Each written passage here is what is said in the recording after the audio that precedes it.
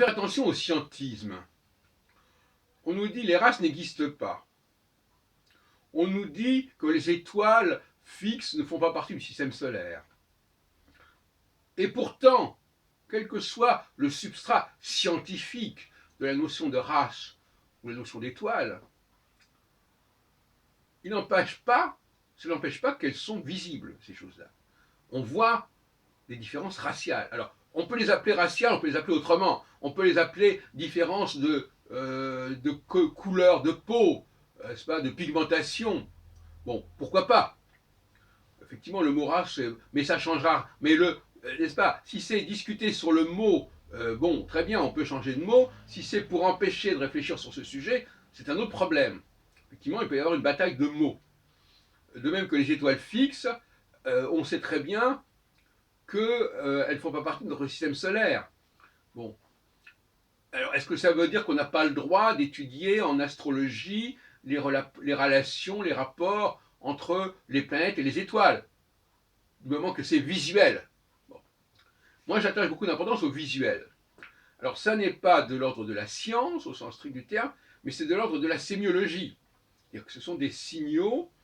Bon, un signal, ça s'invente. C'est une combinaison qui peut être tout à fait artificielle, qui peut ne pas reposer sur la science au premier degré, mais qui peut devenir une réalité scientifique au niveau humain, parce que nous intégrons ces informations et nous les combinons et nous les connectons ensemble, nous les configurons, et à ce moment-là, on tombe dans ce qu'on pourrait appeler, bon, si on veut, les sciences de l'homme, mais c'est aussi le domaine de la technique.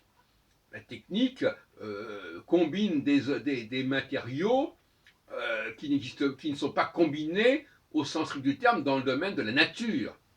Hein, on peut très bien imaginer un couteau dont le manche est en bois et dont la lame est en acier, etc.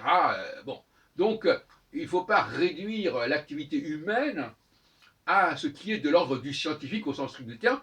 Il y a ce qui est de l'ordre de la sémiologie, du signal, il y a ce qui est de l'ordre de la technique, de la technologie, et on a tendance à vouloir tout réduire à la science, ce que j'appelle le scientisme, effectivement. Bon, donc effectivement,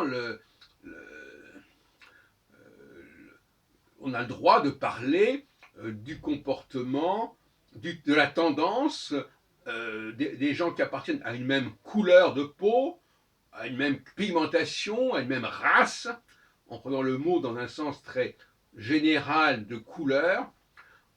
On a le droit de penser que ces gens-là, aiment se retrouver entre eux, deux, parce que c'est un problème aussi de sémiologie, voilà, ce qui se ressemble s'assemble, et deux, parce qu'il y a un phénomène de culture qui fait que les gens qui se retrouvent entre eux développent aussi des cultures qui leur sont propres, mais qui ne sont pas liées à proprement parler au fait qu'ils appartiennent à telle race, mais qui sont la conséquence de leur appartenance. Hein, si des gens vivent entre eux, eh bien forcément, dans un même lieu, se retrouvent entre eux, ils vont forcément développer une culture qui leur est propre. Alors cette culture ne sera pas fonction, à proprement parler au sens strict du terme, de leur couleur de peau, mais leur couleur de peau va constituer un groupement, va permettre d'être un critère de regroupement qui va développer une forme d'idiosyncrasie au groupe en question.